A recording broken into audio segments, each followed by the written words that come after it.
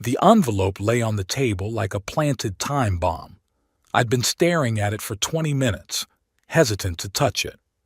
The mailman had delivered it that morning, and my neighbor Veronica, who sometimes brought me mail, had left it on the dining room table along with a couple of advertising pamphlets and the electric bill. But this envelope was different, the creamy, heavy paper, embossed, my name in calligraphic handwriting. I knew what it was before I even opened it. Finally, I plucked up the courage to take the envelope in my hands. My 78-year-old arthritic fingers clumsily worked the flap. Inside lay a gold-embossed card. Quentin Thorne and Hazel Pratt invite you to the celebration of their marriage.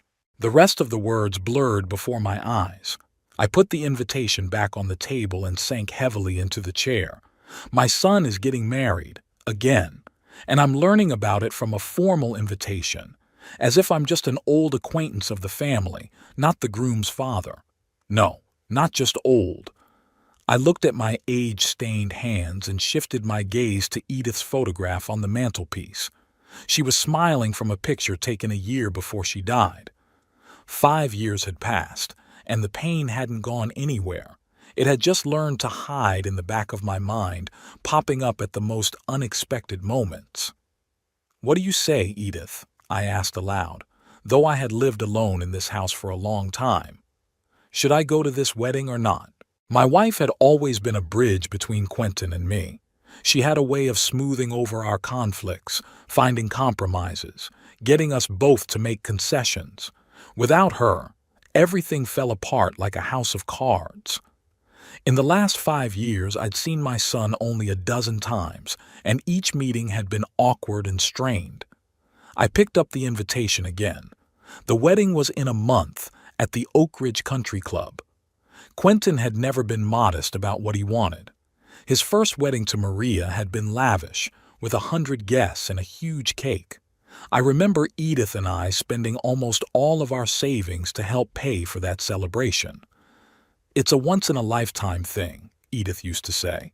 How wrong she was. The marriage lasted 7 years, enough to give birth to a son, Frederick, and ruin his childhood with endless quarrels and then divorce. Maria took the boy and moved to another state. I don't even know what my grandson looks like now.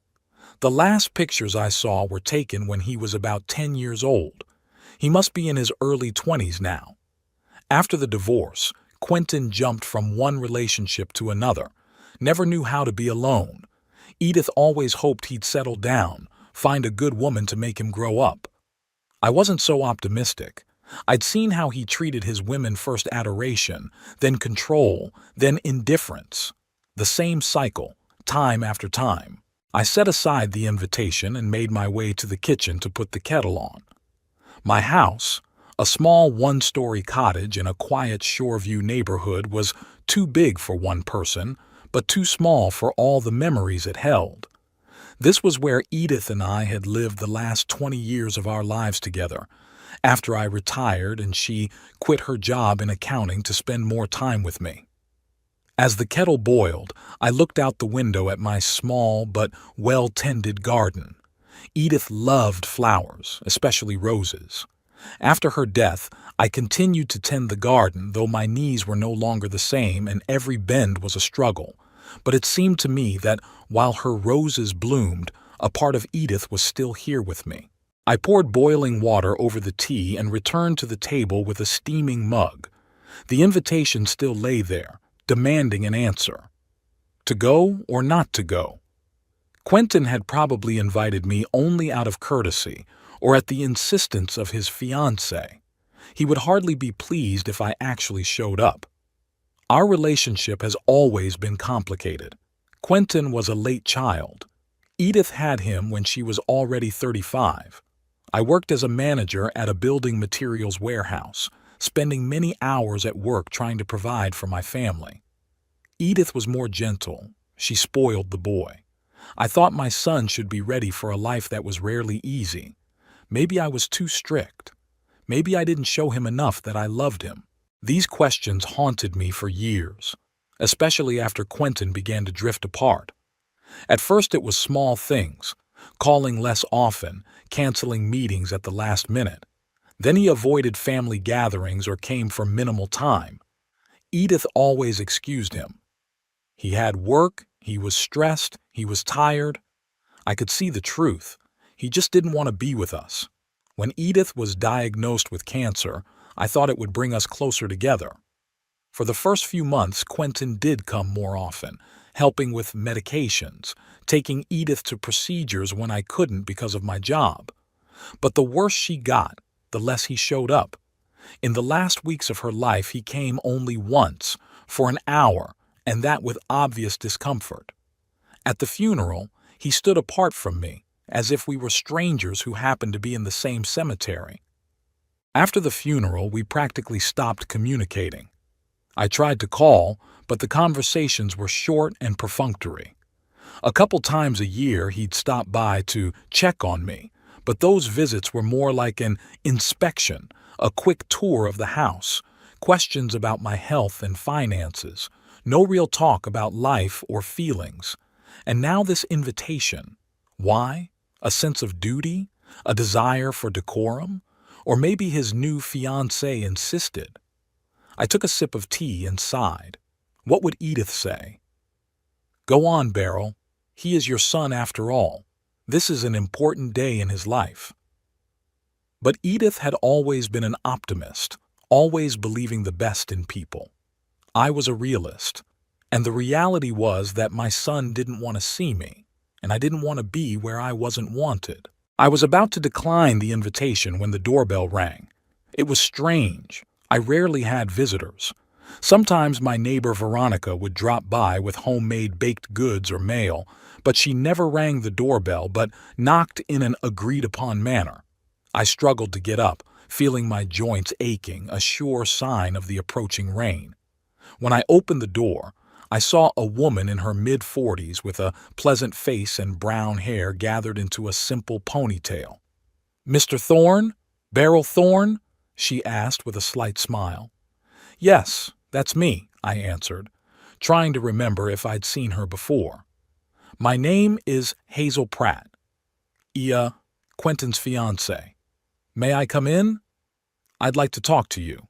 I was so surprised I just stepped aside, letting her in. Hazel Pratt, the woman whose name was next to my son's on the wedding invitation. She wasn't quite what I'd imagined her to be, simpler, without the gloss that Quentin usually attracted to women. "I'm sorry to drop in unannounced," she said as she entered the living room. "I wanted to call, but Quentin said you didn't answer your cell phone much." "That's not exactly true," I replied, pointing to the couch. "It's just that my son rarely calls. Would you like some tea?" "Yes, I'd love some," she smiled, looking around the room. "You have a very cozy home." I retired to the kitchen to put the kettle on again and gather my thoughts. Why had Quentin's fiancée come to see me? To discuss wedding plans? I doubt it. Quentin was never interested in my opinion on such things. When I returned with 2 mugs of tea, I noticed Hazel standing by the mantelpiece looking at photographs. "Is that your wife?"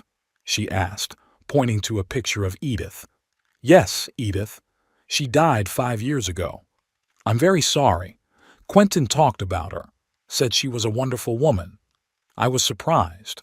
Quentin rarely talked about his mother after she died, as if he was trying to erase that part of his life. "Yes, she was the best thing that happened in my life," I replied, holding out my tea to Hazel. "So, to what do I owe the visit?" Hazel sat down on the couch, holding the mug with both hands as if warming them. "I've come to talk about the wedding. Did you get our invitation?" "I got it this morning." I nodded. "Are you coming?" There was something like hope in her eyes. I shrugged. "I'm not sure that's a good idea. Quentin and I haven't been very close lately." "I know," she said softly. "He's told me about your relationship, or rather, the lack thereof." "What did he tell you?" I asked, preparing to hear another version of the story where I was a terrible father who never supported his son. "That you were a strict man, that you always demanded a lot from him, that it was hard for you to show your feelings." She paused. But he also said that you never lied to him and always kept your word, that you taught him the value of hard work and honesty, and that his mother loved you very much. I didn't expect to hear anything positive in Quentin's stories about me. It took me by surprise. We're working on his intimacy issues in therapy, Hazel continued, seeing my surprise. Quentin isn't always good at expressing his feelings or understanding the feelings of others, but he's trying to get better. Therapy? I interjected. Quentin had always ridiculed the idea of psychological help, calling it nonsense for wimps. Yeah, we've been going together for 6 months. She took a sip of tea. I'm a nurse in pediatrics working with children, and I see a lot of adult problems come from childhood, from unresolved conflicts with parents. I don't want our marriage to start with that kind of burden. I looked at this woman and thought she didn't seem like Quentin's usual type. She seemed sincere, grounded, without the pretension that his previous women always had. I've come to personally invite you to our wedding, Mr. Thorne, Hazel said, looking me straight in the eye. It's important to me that Quentin's father be there. Family is important, even if it's imperfect. Does Quentin know you're here? I asked, already guessing the answer. She blushed slightly. Not really. I told him I was going to a friend's house. He wasn't thrilled about the idea of inviting you himself, said a formal invitation was enough. So he doesn't want me at the wedding. It wasn't a question, it was a statement. No, it wasn't, Hazel objected. He's just afraid. Afraid of rejection, afraid of conflict. It's easier to keep his distance, not to take risks. I chuckled. Typical Quentin, always taking the easy way out. I understand your hesitation, Hazel continued, and I won't push. But I want you to know that I'll be glad to see you there. And somewhere deep down inside, Quentin will be glad too. He's just not ready to admit it yet. I looked at this woman, so sincere in her desire to fix something that maybe couldn't be fixed. I suddenly felt sorry for her. How many disappointments awaited her in marriage to my son? I'll think about it, I said at last. I can't promise, but I'll think about it. She smiled, and there was so much warmth in that smile that for a moment I felt a prick of conscience for my cynical thoughts about her future. That's all I ask. She finished her tea and set the mug on the table. I have to go. I promised I'd be back by 6. Thanks for the tea and the conversation. I walked her to the door. She turned around on the doorstep. You know, Mr. Thorne, I believe it's never too late to start over, even if the past seems like an insurmountable burden. With those words, she walked away, leaving me in the doorway with the feeling that a hurricane had blown through my quiet, measured world. Back in the living room, I looked at the wedding invitation again. It looked different now, not like a threat, but like an opportunity. An opportunity for what? Reconciliation? Forgiveness? Or maybe an opportunity to finally close this chapter of my life. I didn't know the answer. But for the first time in a long time, I felt something other than bitterness and disappointment when I thought of my son. Maybe it was hope. A faint, uncertain hope. But hope, nonetheless. What do you think, Edith? I asked again, looking at my wife's picture. Should I give him another chance? In the silence of the house, I could almost hear her answer. Of course you should, Beryl. He is our son after all. I knew I'd still have my doubts and weigh the pros and cons, but in the back of my mind, I had already made my decision. I would go to this wedding. Not for Quentin, not even for Hazel. I'm going for Edith, who never lost faith that one day my son and I would find our way back to each other. And maybe a little for myself so that I wouldn't regret the missed opportunity. The suit hung on the closet door like a mute rebuke. The old, elbow-scuffed dark blue jacket and pants that I'd worn to every significant event of the last 15 years. Edith's funeral, Frank's neighbor's anniversary. To the Christmas dinner at the nursing home Veronica had dragged me to, assuring me that I needed to get out into the world. I ran my hand over the fabric. It was a good suit, once fashionable. Edith had picked it out, She had good taste. "That color suits you, Beryl," she said. "Brings out your eyes." I only snorted at the time. What difference does it make what color a 50-year-old warehouse worker wears? But Edith had always seen more in me than I saw in myself. Now the suit looked pathetic. I tried it on in front of the mirror and cringed. The fabric glistened at the knees and elbows. The shoulders were bunching and the buttons were pulling menacingly at my belly, which had become more noticeable over the years, despite my generally lean figure. No, I'm not going to my son's wedding in this. If I'm going to be there, I want to look good. Not for Quentin's sake, but for my own. And maybe for Hazel, who somehow believed my presence would make a difference. I pulled the envelope where I kept the cash from the nightstand. An old habit that Edith had always criticized. "Beryl, it's the 21st century. Everyone uses cards and ATMs." But I didn't trust these newfangled gizmos. Money should be tangible, real. The envelope contained about $600, my inviolable reserve for a rainy day. I've been saving a little bit from each pension. Who knows what could happen? An illness, a breakdown in the house, some other misfortune. At my age, you have to be prepared for anything, but right now, that money could have served another purpose. A new suit, decent shoes, maybe even a tie. When was the last time I bought myself new clothes? Not a t-shirt at the supermarket, but a real solid piece of clothing? I think it was when Edith was alive. I sighed, tucked the money in my pocket, and headed resolutely for the door. The Midwood Shopping Center was a 20-minute drive from my house. There was a men's clothing store there that, as far as I could remember, sold things for people my age, not those fancy tight suits that would make me look like a scarecrow. My old Toyota didn't start the first time, but eventually the engine rumbled to life. I pulled out of the yard and headed towards the mall, feeling strangely excited. Like this wasn't just a clothing shopping trip, but something more, the first step towards something new. The store wasn't crowded. A young saleswoman with bright red hair pulled back into a high ponytail looked at me with a polite smile. "What can I do for you?" "I need a suit," I said, feeling awkward. "For the wedding." "Of course." Her smile grew wider. "Are you the father of the bride or groom?" "The groom," I answered, surprised at how easily she had recognized my role. "Wonderful. Let's pick something special. What size are you?" I shrugged. "I'm not sure. The last suit I bought was about 15 years ago." She didn't look surprised, just pulled out a centimeter. "Then let's measure it. It'll only take a minute." While she fussed around me with the centimeter, I looked around the store. Dozens of suits hung on the racks, black, gray, blue, even a few beige and light blue. The price tags made me wrinkle my nose. $250, $300. Some went to $400 and up. My $600 might not be enough for a full set. "You have great posture for your age," the saleswoman said, measuring the width of my shoulders. "Do you play sports?" "Gardening," I replied. "And sometimes I swim in the senior center pool." "It's noticeable," she finished her measurements. "So, I think you'll be a size 48, but you'll have to try them on."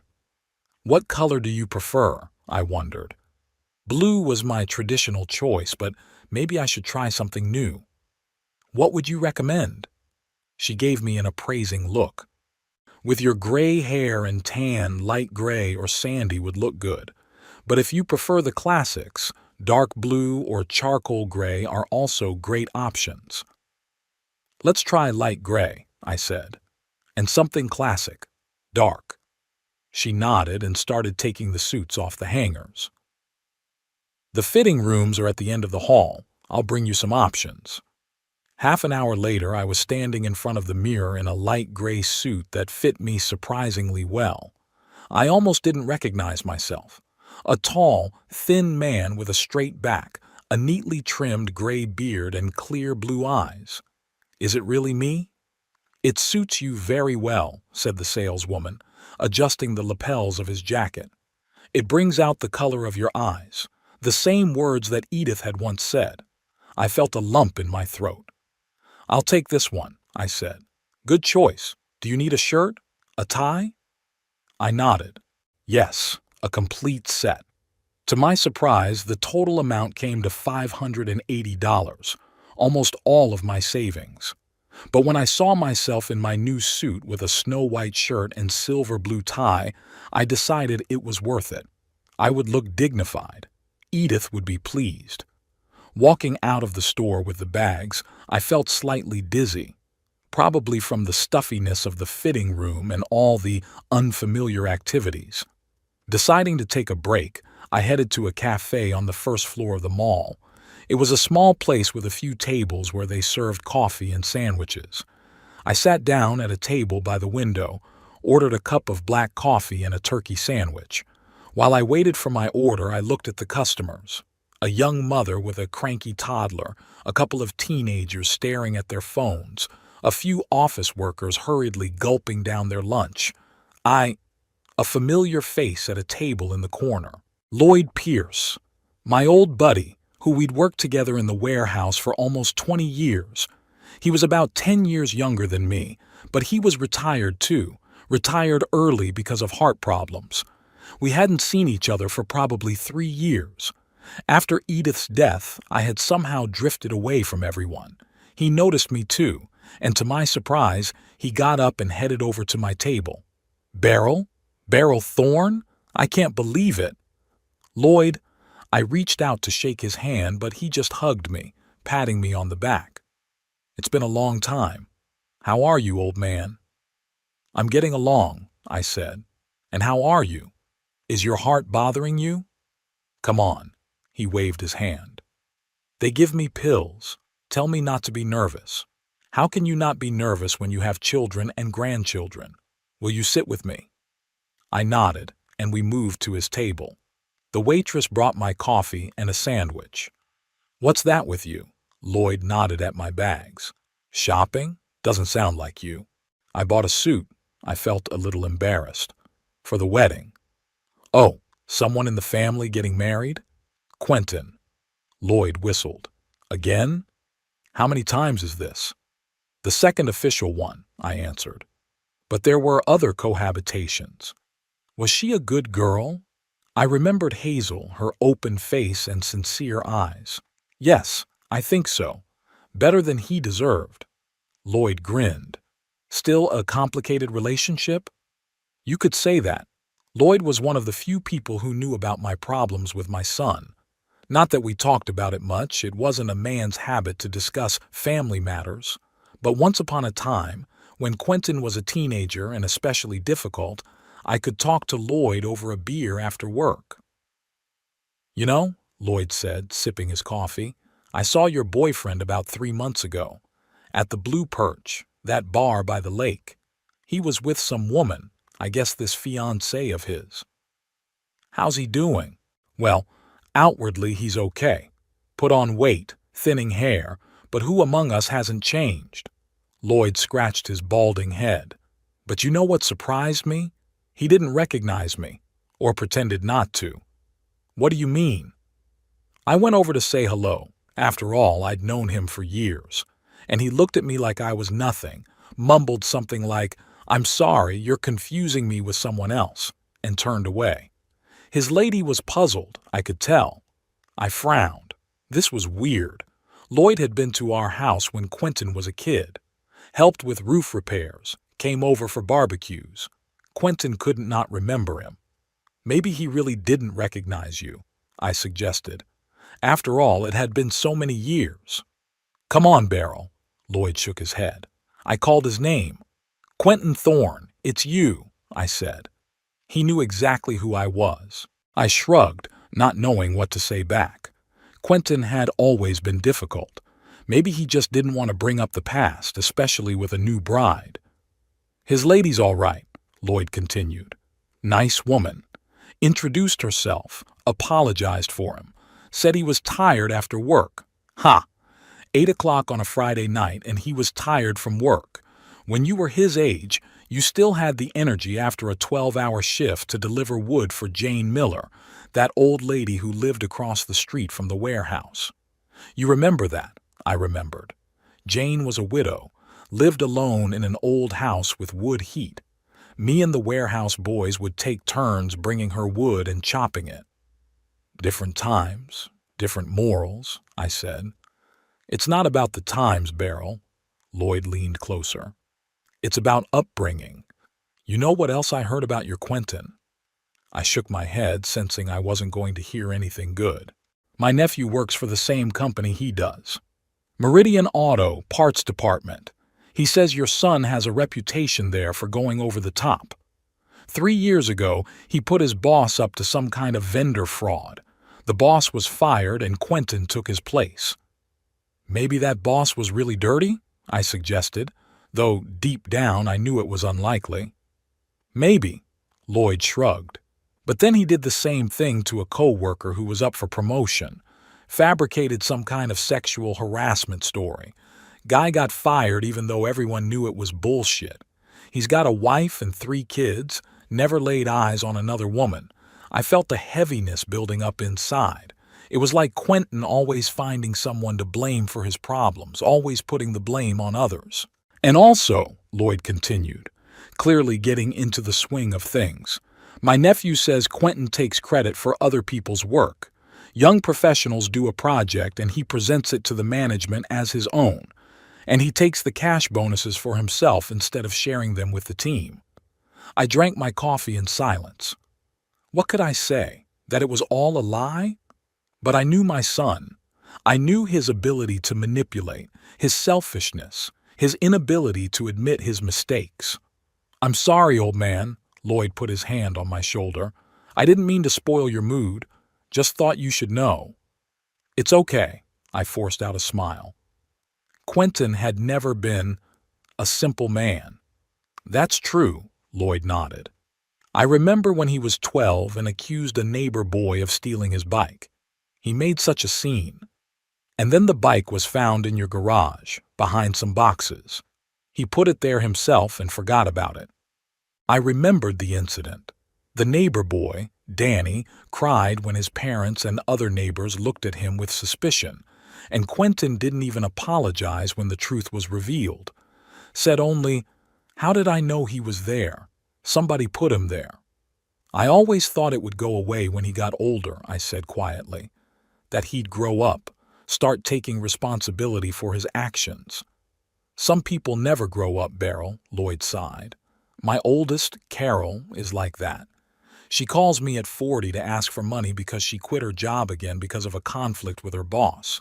And every time it's not her fault, it's someone who's been unfair to her. My wife gives her money secretly from me, thinking I don't know. I nodded. It's a strange comfort to know you're not the only one with a problem child. What did you tell him when he was little? Lloyd suddenly asked. I remember you were a strict father, but fair. I wondered. What did I tell Quentin? I taught him to be honest, to take responsibility for his actions, to work hard, to respect others. All the right things, Lloyd nodded. The same things I told mine. But Quentin always only saw it as criticism. He thought I was dissatisfied with him, that I demanded too much. Maybe I was. Maybe I was too strict. Nonsense, Lloyd cut him off. My father was 10 times stricter than you. He'd take his belt off for the slightest offense. So what? I grew up to be a normal person. Not perfect, of course, he grinned, but I don't blame others for my problems. I remembered Quentin yelling at me as a teenager. You never support me. You don't care about my feelings. And I stood there, confused, not understanding how my words about the importance of studying or working on myself could be interpreted as a lack of support. I don't know where I went wrong, Lloyd, I said, feeling an old ache rise up inside. I tried to be a good father. I worked. I provided for my family. I was faithful to my wife. I didn't drink. I didn't get rowdy. I thought I was setting a good example. You did, Lloyd squeezed my shoulder. But sometimes kids don't grow up the way we want them to, and it's not our fault. You did the best you could. I wasn't sure I had. There was always the feeling that I had missed something, done something wrong. Maybe I should have talked more about feelings, hug my son more, praise him more. Are you going to this wedding? Lloyd asked, sipping his coffee as it cooled. Yes, I answered. I thought I'd give him, us, another chance. That's noble of you, Lloyd shook his head. I hope he appreciates it. I could tell from his tone that he doubted it, and frankly, so do I. His fiancée came to see me, I said. Hazel asked me to come to the wedding. She seems to genuinely want things to work out between Quentin and me. She's a good woman, Lloyd nodded. I hope she knows what she's getting into. She said they're in therapy, working on his intimacy issues. Lloyd hummed. Well, maybe it's not all over yet. Although, people only change after a major upheaval. When I had my first heart attack, it was the first time I thought about how I'd live my life. I reevaluated a lot of things. I nodded. Edith's death had given me a new perspective on many things. Time was suddenly a tangible, finite resource. Anyway, Lloyd said, I'm glad you decided to go. Maybe it really is a chance to make a difference. And if it doesn't, well, at least you tried. And you'll drink free champagne, he winked. I smiled. Lloyd always knew how to lighten the mood. Thanks for telling me about Quentin, I said. I appreciate your honesty. You deserve to know the truth, he shrugged, especially before you go to that wedding. We finished our coffees, exchanged phone numbers, though I doubted I'd be calling, and said our goodbyes. Lloyd hurried off to see his grandchildren. I hurried home to try on my new suit one more time and think about what I'd heard. On the way home, I reflected on Lloyd's words. The picture he had painted was not a pretty one.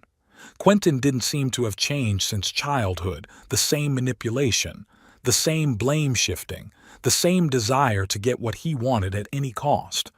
And what to do with this knowledge? Refuse to go to the wedding?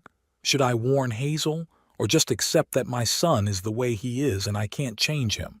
Edith always said, Beryl, you think too much about what might have been. Accept what is and make the best of it. Maybe she was right. Maybe I should just go to this wedding, congratulate my son and his bride, and not expect too much. At home, I tried on the suit one more time. It actually fit well. I looked, dignified. Not rich, not fancy, but dignified. Like a man who'd lived a long life and wasn't ashamed of it. You'd be proud of me, Edith, I thought, looking in the mirror. She'd always wished I looked after myself more, especially after I retired. Don't turn into a typical old man in a stretchy sweater, she used to say. I carefully hung the suit back on the rack and put the new shoes next to it. The wedding is in 2 weeks. Plenty of time to think things over and prepare mentally. I didn't know what to expect from the day, but I was sure of one thing. I would hold my dignity no matter what happened. The morning of the wedding day was surprisingly clear. I woke up with the first rays of the sun, an old habit that I had not gotten rid of even after I retired. I lay looking at the ceiling, listening to the birds chirping outside the window and thinking about the day ahead. A strange feeling, a mixture of hope and anxiety, had not left me for the last few days. I rose slowly, feeling the morning stiffness in my joints, and made my way to the kitchen. Turned on the coffee maker, one of the few modern things I'd allowed myself in recent years. Edith had always brewed coffee in a turbo, but after she died, I'd decided that waking up alone was enough without having to fumble with coffee as well. As the coffee dripped into the cup, I walked over to the window. My garden was in full bloom. The roses Edith had once planted were blooming lushly. Maybe I should cut some for Hazel. Is a bouquet from my father-in-law traditional? I didn't know. Edith would have known. After breakfast, I began to get ready. I shaved thoroughly, leaving only a neatly trimmed gray beard. Showered, using a good shampoo instead of the usual cheap soap I usually used. Put on new underwear and socks, bought especially for the occasion. Every movement was slow, deliberate, like I was performing an important ritual. The new suit fit perfectly. I even felt a certain pride when I looked at myself in the mirror. Not an old man, but a solid man, I thought. Edith would be pleased. On the dresser was an envelope with a gift, a check for $2,000, a large sum for me, almost all I'd managed to save over the last few years, saving a little from each pension. I thought long and hard about what to get. Appliances? They'll probably get them from other guests. China? Edith would approve, but it's rare for the young ones to use good tableware these days. In the end, I decided money was the most practical gift. Quentin and Hazel could spend it on what they really needed. I took the envelope, mentally said goodbye to Edith while looking at her picture, and left the house. My old Toyota had been washed and even polished a bit, another item of preparation for the wedding. I didn't want to arrive at the celebration in a dirty car. The Oak Ridge Country Club was a 20-minute drive from Shoreview. I arrived a little ahead of schedule, an old habit. Better to wait than be late. The club grounds were impressive. Manicured lawns, flower beds, an elegant white gazebo decorated with flowers and ribbons, apparently for the ceremony. A few uniformed men were bustling around, setting up chairs and checking some kind of equipment. I parked and sat in the car for a while, gathering my wits. Remember why you're here, I said to myself, not to rake up the past or to work things out. You're here to support your son on the big day of his life. Behave with dignity no matter what happens. Finally, I got out of the car and headed toward the main building. A young man in a suit at the entrance asked whose side I was on, the bride or groom. I'm the groom's father, I replied, and something in his gaze changed. Was it surprise? No, something else, like he'd heard of me before and not in a good way. Come in, Mr. Thorne, he said, checking the list. The ceremony will be in the garden and then the reception in the main hall. May I escort you out? I nodded and he led me across the hall to the garden, where guests were already gathering. Some turned around as I passed, and I could feel their eyes on me. I seemed to be the oldest person at this wedding. A young man led me to one of the front rows where I realized there were seats for the immediate family. A full, middle-aged woman in a bright pink dress sat next to me. Hello, she said as I sat down next to her. You must be Quentin's father. I'm Martha, Aunt Hazel. I shook her outstretched hand. Beryl Thorne, nice to meet you. Likewise, she smiled. How wonderful that you were able to come. Hazel was so worried you wouldn't be here. I was surprised. Really? Oh, yes, Martha nodded. She really wanted the whole family to get together. You know, her parents died a few years ago, so family is especially important to her. I didn't know what to say. The thought that Hazel really did consider me part of her new family was unexpectedly touching. Gradually, all the seats filled up. I noticed that there were considerably fewer guests on the groom's side than on the bride's side.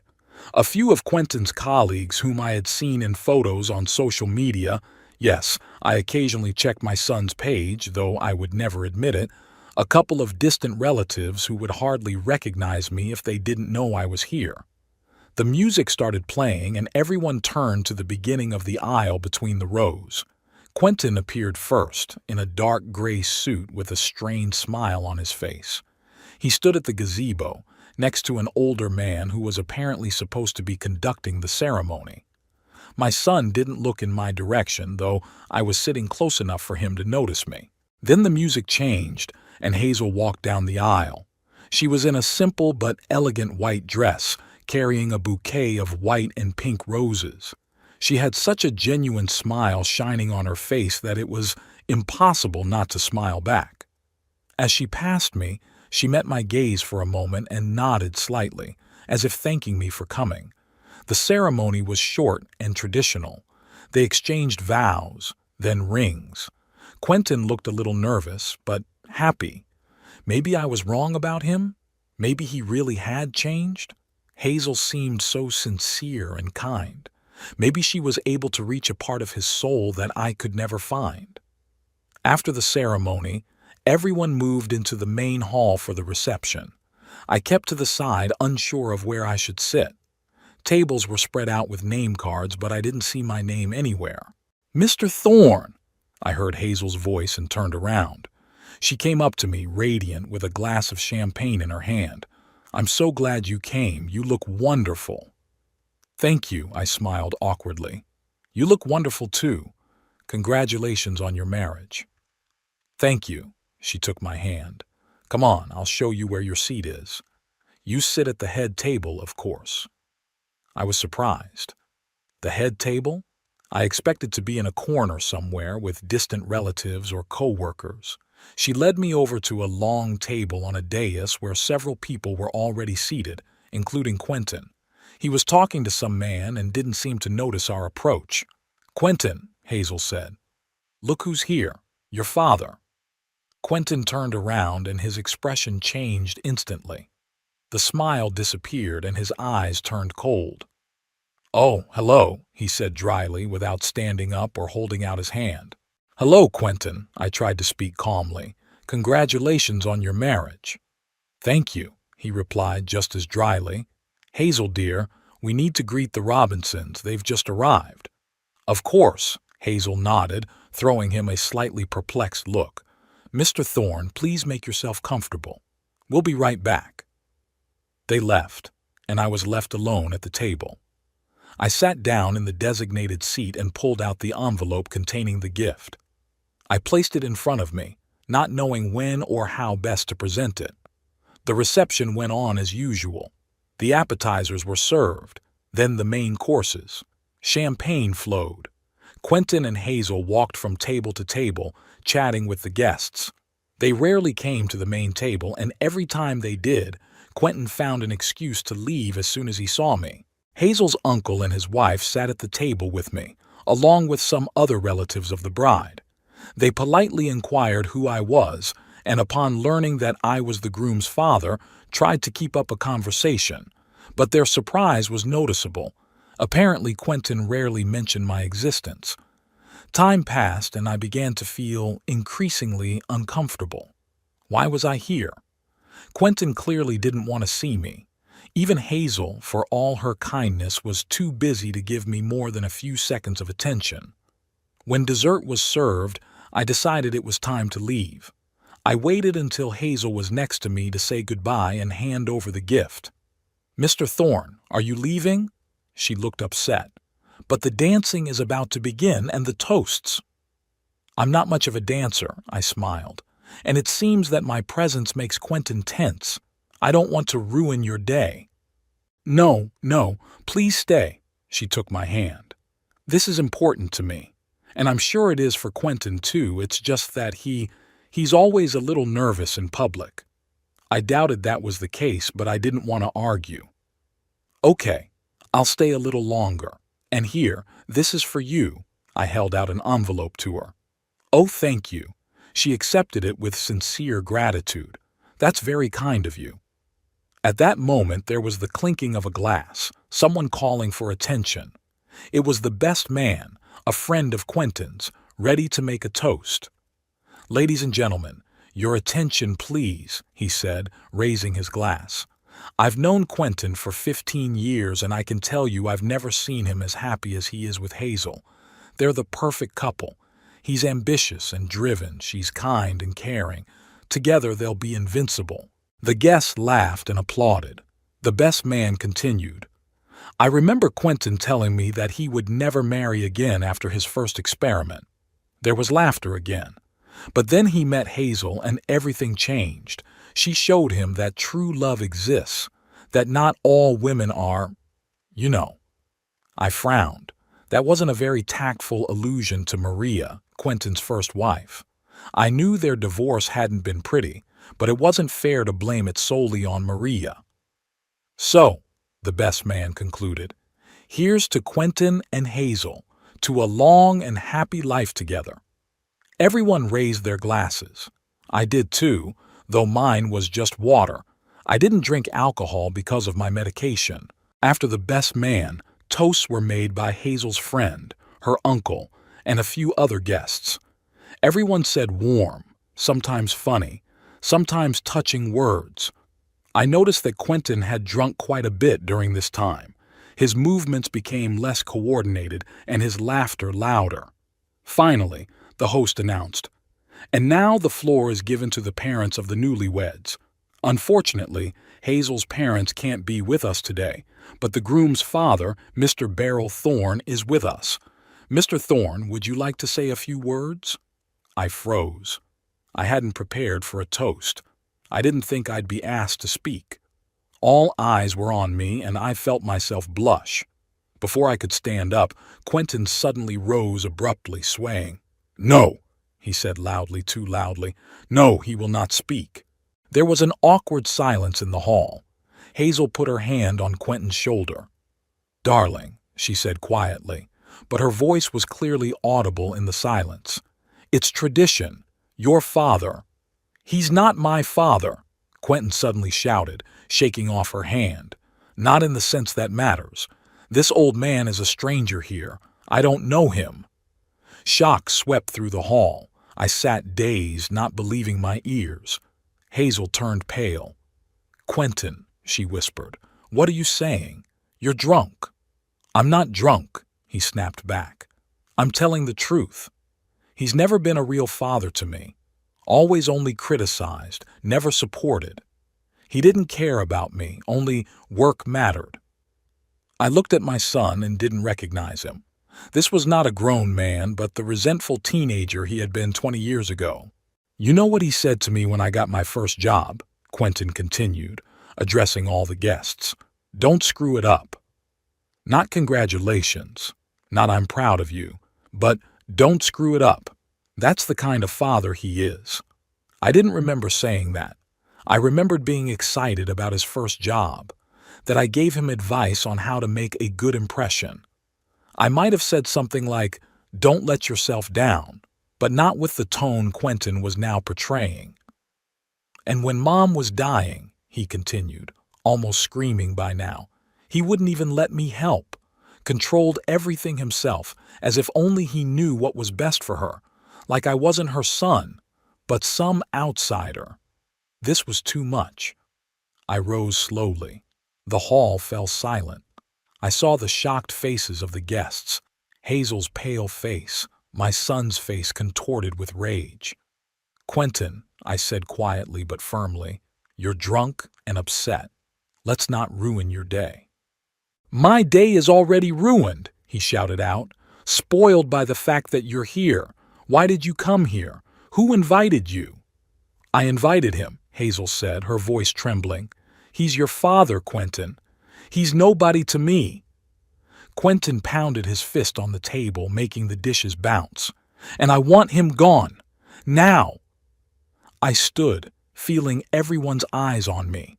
Humiliation was burning me from the inside out. I thought about just turning around and walking away with some dignity. But something inside me wouldn't let me. Something that had been building up for years. The pain, the frustration, the anger. I slowly approached the microphone, which was still held by the host.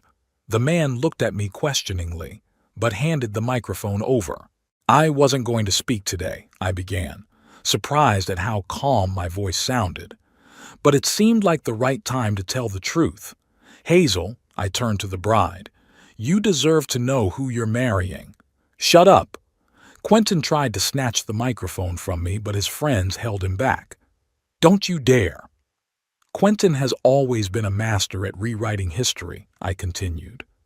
In his version of events, he's always the victim and the others are the villains. The truth is, though, I've always tried to be a good father. I worked 60 hours a week so he could have everything he needed. I never drank. I never hit him. I never cheated on his mother. I just wanted him to grow up to be an honest and responsible man. I paused, looking at my son's shocked face. But Quentin never wanted to be responsible. He preferred to blame others for his failures. When he left his first wife, Maria, with their young son, Frederick, he said she was the one who misunderstood him, that she was too demanding. But the truth is that he cheated on her with his office secretary. A whisper swept through the hall. Hazel looked at Quentin with growing horror. "When his mother got cancer," I continued, feeling my voice shake, We set aside money for an experimental treatment overseas. Quentin offered to help organize the trip, since he had connections. We entrusted him with the money, $30,000, all of our savings. He said he put it in a special account for the treatment. But when it came time to pay, the money was gone. He invested it in some scheme, which, of course, failed. Quentin turned pale. "You're lying," he shouted. "It was a real investment. I wanted to multiply the money for my mother." "Without our permission," I replied. "Without consulting the doctors.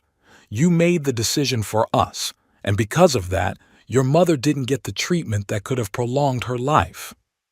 Hazel pressed her hand to her mouth. Tears stood in her eyes. And even when she was dying, I felt tears come to my eyes as well. "You rarely visited her, always making excuses, work, meetings, stress, and she waited for you. Every day she'd ask if you'd called, so I lied to her, told her you were busy but you'd be here soon. I lied so I wouldn't break her heart even more." There was dead silence in the hall. Quentin looked at me with hatred, but he didn't yell again. "I didn't come today to ruin your wedding," I said, turning to my son. "I came because I hoped you had changed, that Hazel was able to reach the part of you I could never find. I brought you a gift, $2,000, almost all of my savings, not because I had to, but because I wanted to, because no matter what, you are my son, and I will always love you." I put the microphone down on the table and looked at Hazel. "I'm sorry," I said quietly. "You deserve better." With those words, I turned and walked toward the exit. No one stopped me. There was such silence in the hall that I could hear every step I took. Already in the parking lot, I heard someone calling my name. Turning around, I saw Hazel running toward me in her wedding dress. "Mr. Thorne!" She stopped in front of me, panting. "Please wait." I stopped, not knowing what to expect. Rebuke? Anger? But Hazel just looked at me with a long stare that held understanding and something else I couldn't define. "Is it true?" she asked quietly. "Everything you said?" I nodded. Every word. She closed her eyes for a moment as if gathering her strength. Then she looked at me again. "Thank you," she said, "for your honesty. I have a lot to think about." "I understand," I replied, "and I'm sorry about what happened. Today was supposed to be a happy day." She smiled weakly. "Maybe in the long run, it's for the best. The truth is always better, even if it's painful." With those words, she turned and walked back toward the auditorium, leaving me standing alone in the parking lot with the feeling that something important in my life had just ended. But maybe something new was beginning. The drive home seemed endless. I was driving on autopilot, almost oblivious to the turns and traffic lights. My mind replayed the events of the wedding over and over again. Quentin's screams, the shocked faces of the guests, my own voice, unexpectedly firm and loud, revealing the truth I'd kept for years. I didn't regret what I'd said.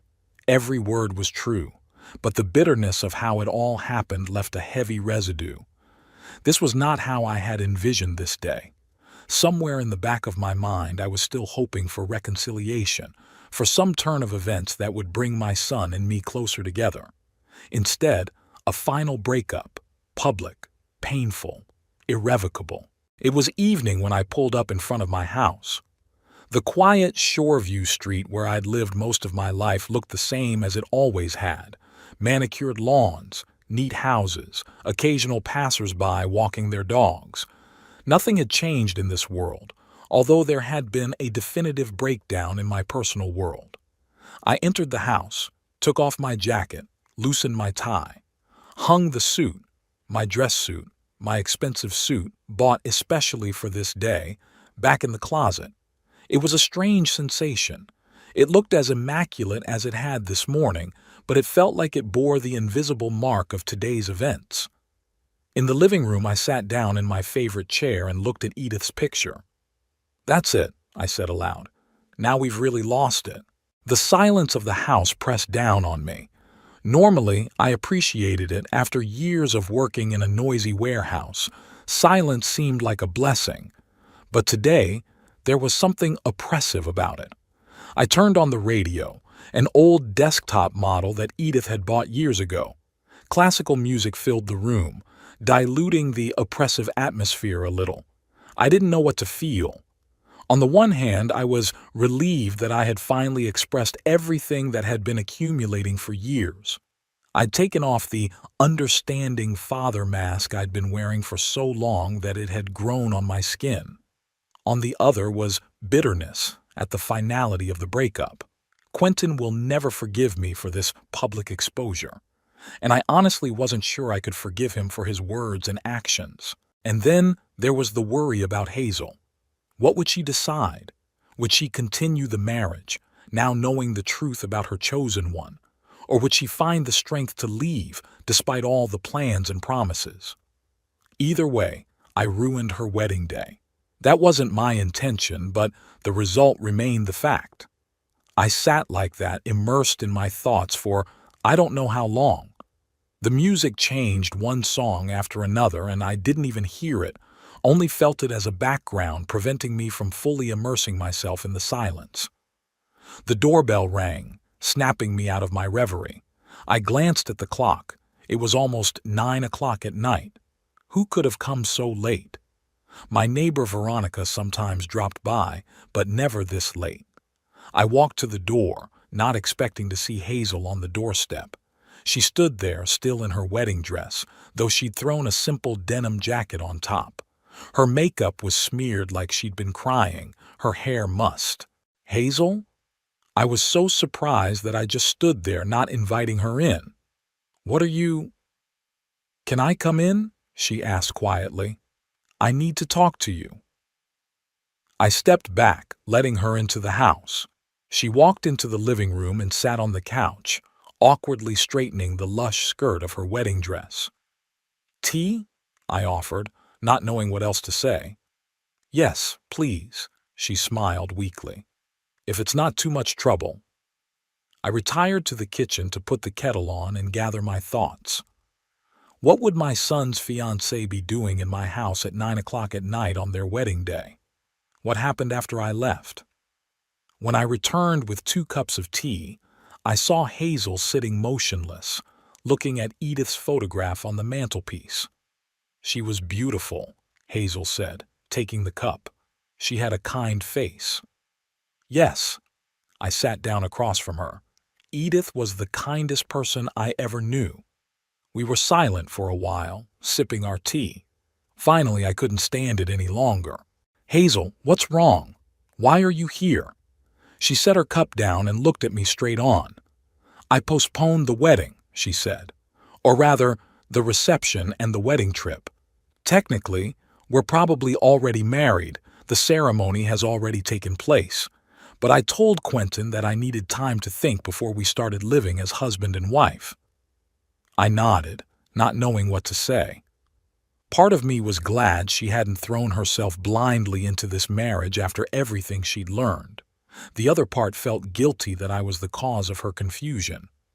"How did he react?" I asked. "Angry at first," she lowered her gaze. "Screamed that you were making it all up, that it was revenge, that you'd always hated him. Then, when he realized I was serious about postponing the honeymoon, he started begging, promised he'd explain everything, that there were 2 sides to everything." "That's true," I said. "There are 2 sides to everything. That's why I'm here." She looked at me again. "I want to hear the whole story. Not the scraps shouted out in anger at the wedding, but the full picture. I have a right to know who I married." I sighed. She was right. She deserved to know the truth.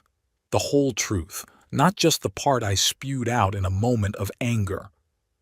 "What do you want to hear?" "Everything," she said firmly. "From the very beginning. What was he like as a child? When did you notice problems? What happened to his first wife? Is it true what you said about the money for Edith's treatment?" I gathered my thoughts. This was going to be a long story, and I wanted to be as fair as possible. "Quentin was a late baby," I began. Edith and I had been unable to have children for a long time, had almost given up hope. When he was born, we were already over 35. Edith idolized him, the long-awaited son, our little miracle. I was probably more reserved in showing my feelings, but I loved him with all my heart, too. I took a sip of tea, gathering my thoughts. As a child, he was smart, but complicated. Learned very early on to get his way through manipulation. If Edith wouldn't let him do something, he'd come to me with a different version of the story. If I was strict, he went to his mother to complain that I didn't understand him. We tried to be consistent, but it didn't always work. Hazel listened intently without interrupting. At school, his problems weren't academic. He was always capable, but behavioral. He didn't know how to admit his mistakes. Always found someone to blame, a teacher who picked on him, classmates who set him up, circumstances that got in the way. Edith and I took him to a psychologist when he was 12. He said Quentin had problems with empathy and accepting responsibility, but that it could be corrected with the right upbringing. And you tried? Of course, I grinned bitterly. Edith was gentler, always looking for compromises. I was stricter, insisting on consequences. Maybe that's what created the rift.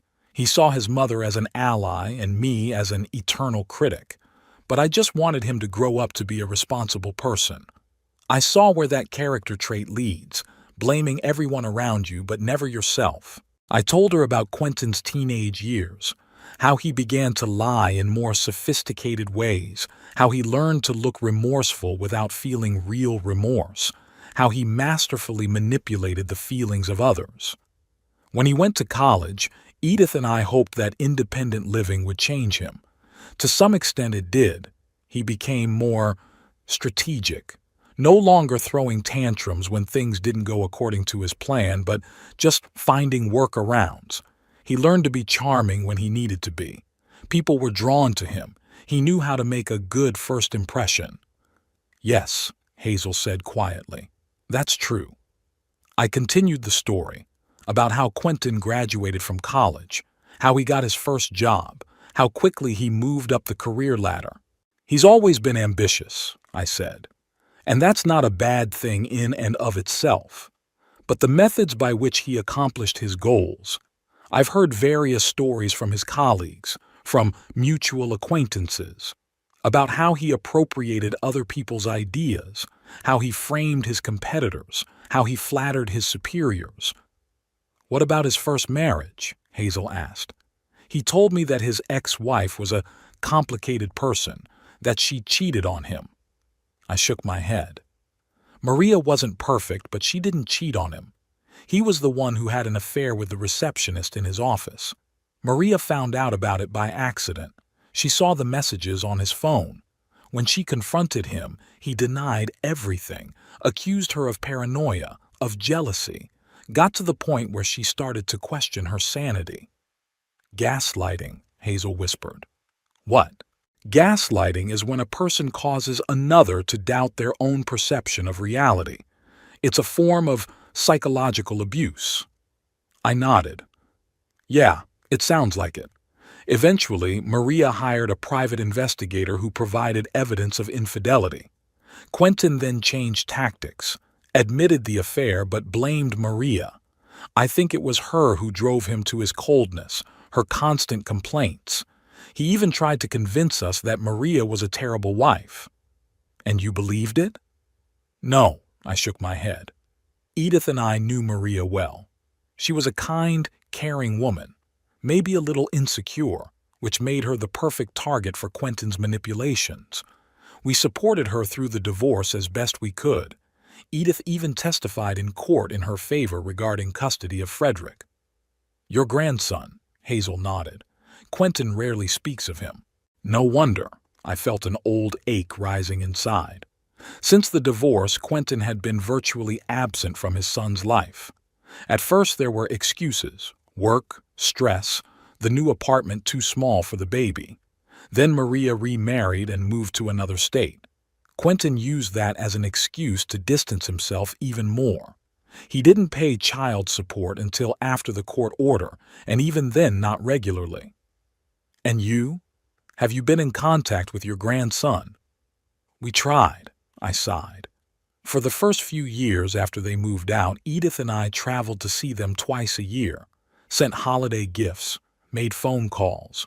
But as Frederick got older, he became distant. I think it was too painful for him to keep in touch with us when his own father ignored him. In recent years, we've only exchanged cards at Christmas. I'm not even sure if he'll come to my funeral. Hazel looked at me with such sympathy that I felt a lump in my throat. It had been a long time since anyone had looked at me like that, with understanding, without judgment. "And the story about the treatment money?" she asked quietly. "Is that true too?" I nodded, feeling the anger I'd felt when I'd learned of my son's deed return. Yes, when Edith was diagnosed with cancer, we found out about a clinic in Switzerland that was doing an experimental treatment with good results. Insurance didn't cover it, so we had to pay for it ourselves. We sold the second car, I took extra shifts in the warehouse despite my age, collected $30,000, almost all we had. I paused, remembering those hard days. Quentin was around then for the first time in a long time.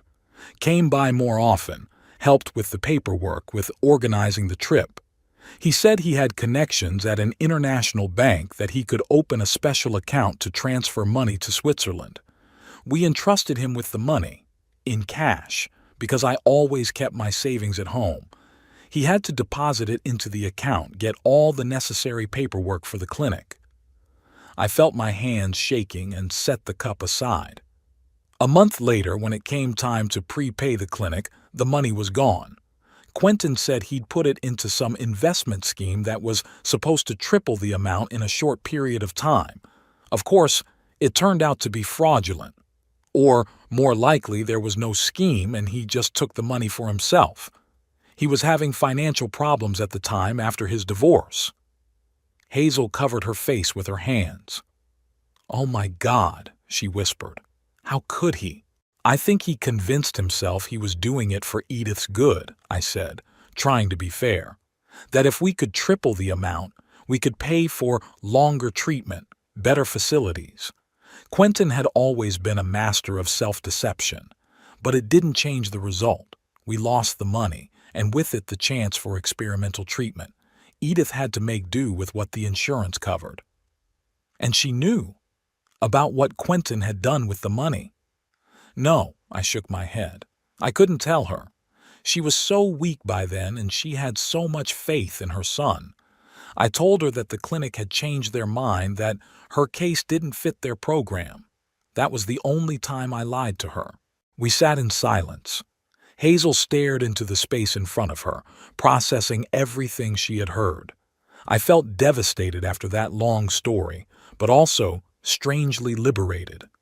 For the first time in years, I told the whole story without softening the angles, without excusing my son out of a sense of obligation. "You know," Hazel finally said, "Quentin lied to me too. Not on that scale, but there were things that didn't add up, stories that changed over time. I chalked it up to bad memory, stress, but maybe I just didn't want to see the truth." "We all don't want to see the truth sometimes," I replied, "especially about the people we love." "Yeah," she smiled weakly. "When we started dating, he was so attentive, so caring. Said I changed his life, that he wanted to be better with me. And I believed it because I wanted to believe it. Because when Quentin turns on his charm, it's hard not to give in." I nodded. Quentin always had a knack for being charming when he wanted to get something. It was a quality that helped him in his career, in relationships, in manipulation. "What are you going to do?" I asked. Hazel sighed. "I don't know. Honestly, I don't know. Part of me wants to believe that he's changed, that he'll be different with me.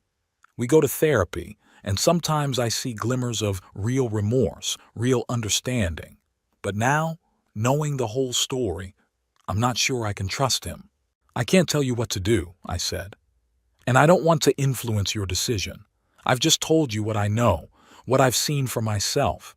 Maybe Quentin really has changed. People do change sometimes. But you don't believe that. It wasn't a question, it was a statement.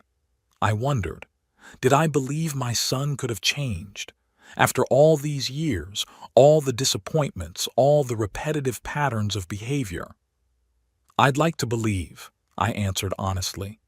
But no, I don't. Not without a serious shock that would make him really look at himself and his actions.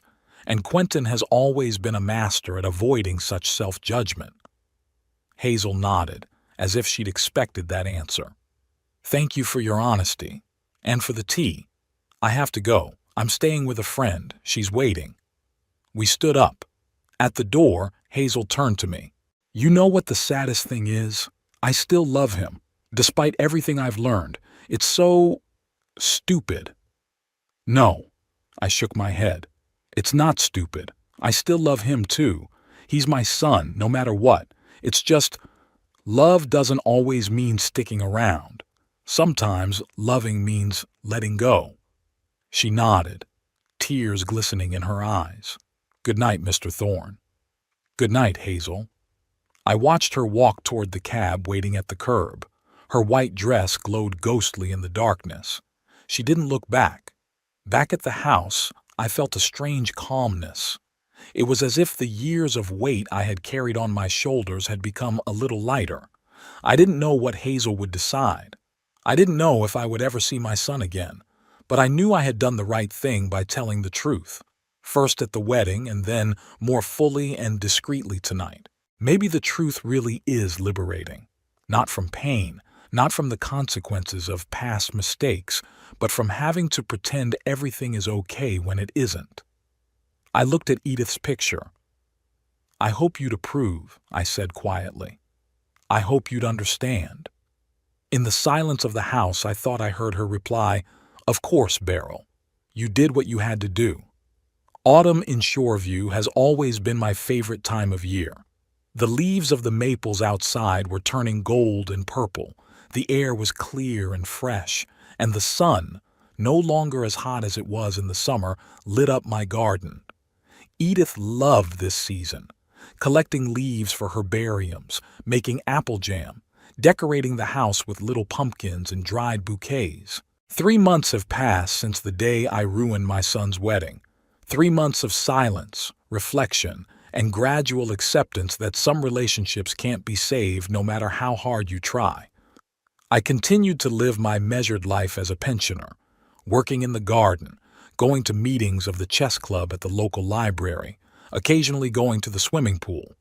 My neighbor Veronica still dropped by with homemade baked goods and local news. Life went on as if nothing had happened. But inside I felt a change, as if the heavy door I'd kept closed for years had finally opened, letting in fresh air. I hadn't heard from Quentin. After Hazel's visit on the day of the failed wedding, neither of them had contacted me. I didn't know what she decided, whether they stayed together or broke up. Sometimes I caught myself thinking about her, hoping she had found the strength to make the right choice, whatever it was.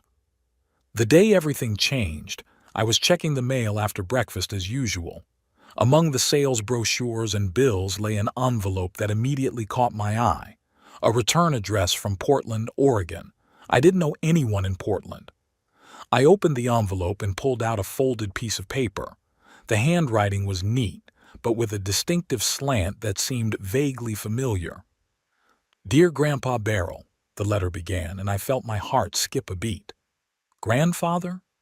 It could only be Frederick, Quentin's son, my grandson, whom I hadn't seen in over a decade. I'm not sure if you remember me. We haven't seen each other since I was 10. I'm 23 now, living in Portland and in my last year of college, studying environmental science. I'm writing because I was recently contacted by a woman named Hazel Pratt. She told me about what happened at her wedding to my father, about what you said, and what happened afterward. I don't know if you know this, but they didn't get married. Hazel told me that after the night she came to see you, she started gathering information, checking facts. She contacted my mom, my dad's former co-workers, Even found the nurse who took care of Grandma Edith in her last days. And everything you've told me checks out. When she presented her father with all the evidence, he first denied it, then accused her of betrayal, then begged her to give him another chance. But Hazel was adamant. She gave him the ring back and moved out of their shared apartment. Dad, of course, blames you for everything. He called Mom, for the first time in years, and said a lot of mean things about you. But Mom didn't believe it. She always told me that you and Grandma Edith were the only ones who supported her during the divorce. I'm writing because I want to get to know you. I want to hear your version of our family story, not the one distorted by my father, not the one softened by my mother. I want to understand where I come from, whose blood runs in my veins. If it's okay with you, I'd like to come to Shoreview over fall break. I'll be in town from October 20th through the 27th. My phone number and email are at the bottom of the letter. Looking forward to meeting you, your grandson Frederick. I reread the letter 3 times, not believing my eyes. Frederick, my grandson. He wants to see me. And Hazel. Hazel broke off her engagement to Quentin. She checked the facts, found the evidence, and made her choice. A strange feeling filled me, not triumph, not gloating, but quiet relief. So the truth did matter after all. It was not for nothing that I had broken my silence, not for nothing that I had risked appearing like a vindictive old man spoiling my own son's wedding. I didn't know what to make of Frederick's letter. Part of me immediately wanted to call him, to hear his voice, but the other part was afraid. What if he was like his father? What if this meeting would only bring more pain? I decided to consult Veronica, my neighbor who had become something of a friend over the years. She was a widow, like me, and had 2 grown children and 5 grandchildren with whom she maintained a warm relationship. That evening I stopped by her house with a bottle of wine. I didn't drink myself because of my medication, but I knew Veronica loved a glass of good red, and told her about the letter. "Of course you must meet him," she exclaimed after hearing the story. "That's your grandson. And judging from the letter, he doesn't look at all like his father." "How do you know?" I asked doubtfully. "Beryl, well, think about it." She looked at me over her glasses. "The guy is studying to be an ecologist." Was Quentin ever interested in anything other than money and status? Besides, the boy grew up with Maria, not him, and most importantly, he seeks out a meeting with you on his own, knowing his father is dead set against it. That takes character and an opinion of your own. Her words made sense. I looked at the letter I still held in my hands. What if he's disappointed? It's not like I'm some prominent person, just an old man, a former warehouse manager. Veronica snorted. "Don't be puffed up, Beryl Thorne. You're an honest, principled man who always did the right thing, even when it was hard. Especially when it was hard. Your grandson can be proud of a grandfather like that." Her words gave me confidence. When I got home, I immediately sat down to write a reply to Frederick. The letter was awkward. I had never been good at expressing my feelings on paper, but I tried to be sincere. I wrote that I would be glad to meet him, that I could show him Shoreview, tell him about his grandmother Edith, about what his father was like as a child. I gave my address and phone number and signed, "Looking forward to meeting you, your grandfather Beryl." I spent the next 2 weeks in a strange state of anticipation and anxiety. I prepared the house for my guest arrival. For the first time in a long time, I thoroughly cleaned the guest room, dusted off photo albums I hadn't opened in years. He found a box of Quentin's old toys that Edith had saved. Frederick was old enough for them, of course, but he might be interested to see what his father had played with. At last, the 20th of October came. We arranged for me to meet Frederick at the bus station in downtown Shoreview.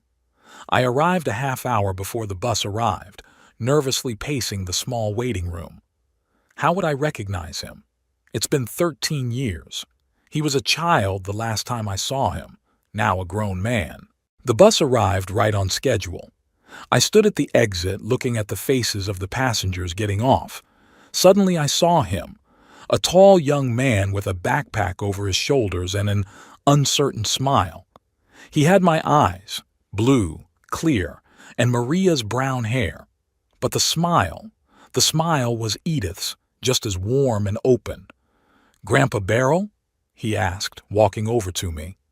I nodded, unable to utter a word with excitement.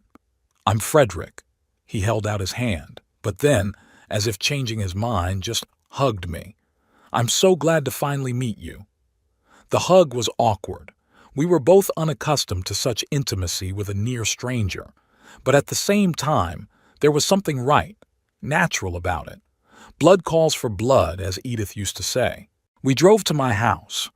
On the way, Frederick talked about his studies, about the coastal ecosystem restoration project he was doing. I listened, furtively scrutinizing his profile. Quentin's features showed in the line of his chin, in the shape of his nose, but his expression was different, open, sincere, without the wariness my son had always had. At home, I showed him the guest room where he would be staying this week. He set down his backpack and went straight to the pictures on the dresser. "Is that Grandma Edith?" he asked, pointing to a picture of my wife and I standing by the lake, young and happy. "Yes, that was our 10th wedding anniversary, a trip to Lake Tahoe." "She's beautiful," Frederick said with a touch of sadness. "It's a shame I don't remember much of her. Only vague images, the smell of cookies, laughter, soft hands." "She loved you very much," I said. "Always said you were a special kid, sensitive, attentive beyond your years." Frederick smiled. "Really? My father always said I was a difficult child, capricious, whiny." I shook my head. "That's not true. You were a calm little kid, just very inquisitive, always asking questions, wanting to know how the world worked." We went down to the kitchen where I made a simple dinner, pasta and sauce from Edith's recipe. Over the meal, Frederick told me about his life after he and Maria moved away, about how his mom had remarried to a nice man named Stephen, who had replaced his father, about school, about friends, about first love and first disappointment, about how he found his calling in ecology, volunteering at a nature reserve. "What about your father?" I asked cautiously. "Do you keep in touch?" Frederick grimaced. "Not really. He calls on his birthday, sometimes sends money for Christmas. I went to see him a couple of times over summer vacation, but it was always tense. He didn't know what to talk to me about, and I felt like a burden." I nodded, understanding that feeling all too well. "After that phone call when he scolded you, I decided to figure things out on my own," Frederick continued. "Talked to my mom, and she told her version of their divorce. Then I found Hazel through social networks. She was very open, ready to explain everything, and gradually the picture came together." I listened without interrupting. My grandson spoke confidently, measuredly, like someone who had given a lot of thought to what he was saying. "You know what surprised me the most?" He looked me straight in the eye. "Not that my father was lying or manipulative. I'd suspected that before. It's that despite all that, you and Mom still talk about him without hatred, without a desire for revenge or to blacken him in my eyes." I wondered. He was right. I had never hated Quentin, been disappointed, angry, hurt, but not hated. "He's my son," I said simply. "No matter what, and your father, no matter what happens, that's a fact you can't change. You can only accept it and move on." Frederick nodded. "That's exactly what my mother said, in almost exactly the same words. I think I understand now who my father gets his stubbornness from," he smiled. "Only he doesn't use it the way you do." After dinner, we sat in the living room drinking tea and looking at old photo albums. I showed Frederick pictures of Quentin as a child, told stories, not just the bad ones, but the good ones as well. About how Quentin won the school math Olympiad, how he built a birdhouse for a biology project, crooked, but made with his own hands, how he once defended a neighborhood boy from bullies, even though he was younger and weaker himself. He wasn't always like that, I said, closing the album. There was good in him, too. It's just that somewhere along the way he made a bad choice, and then another, and then another, and each choice took him further and further away from the man he could have been. Frederick looked wistfully at the last picture, Quentin at graduation, young, handsome, with an ambitious smile. I've always been afraid I'd become like that, he admitted quietly, that it was in my blood, the selfishness, the manipulation, the inability to love truly. No, I put my hand on his shoulder. What's in our blood is only a predisposition. The choice is always ours, and from what I can see, you made the right choice. He smiled, and in his smile I saw Edith again. We spent the next few days getting to know each other. I showed him Shoreview, places connected to our family's history, the house where Quentin grew up, the school he attended, the warehouse where I worked for 40 years. We went to Edith's grave, and Frederick placed a bouquet of her favorite chrysanthemums on the headstone. We talked about his plans for the future, his master's degree, his work in the environmental field, a girl named Lisa whom he had been dating for 2 years. He showed me pictures on his phone, and I saw in his eyes the same expression with which Quentin had once looked at Maria: love, tenderness, respect. But unlike Quentin, Frederick seemed to appreciate these feelings, to understand their fragility and importance. On the last evening before he left, we sat on the veranda, enjoying the warm fall evening. Frederick gazed wistfully at the sunset, then turned to me. "Grandpa, I want you to know that I'll be coming over. Not just now, on vacation, but later, on a regular basis. We've lost so much time, I don't want to lose any more." I felt a lump come up to my throat. "I'd be very happy to," I said, trying to keep my voice steady. "This house is always open to you. And also," he paused, "I'd like you to meet Lisa. Maybe over winter break we could visit together, if you don't mind, of course." "Of course I don't mind," I smiled. "I'd love to meet the girl who makes my grandson happy." We sat in silence, watching the last rays of the sun color the sky pink and gold. I thought about how strangely life works, about how a loss can turn out to be a find, how the end of one chapter can be the beginning of another, better one. Quentin was still my son, and I still loved him, that complicated, painful love that doesn't fade despite disappointments and hurt. But now I knew I could live without the constant worry about him, without the guilt of his choices, without the bitterness of his rejection. Now I had Frederick, a grandson who sought a connection to me, who wanted to know his roots, who seemed to have inherited the best of our family. And maybe through him the Thorn line would continue after all, not just in the genes, but in the values that Edith and I had always considered important: honesty, responsibility, the ability to love not for one's own sake, but for the sake of another. "You know," I said, looking out at the sunset, "your grandmother Edith always said that there is no darkness that can't be dispelled by light, even the smallest ray." Frederick nodded. "A beautiful thought, and true."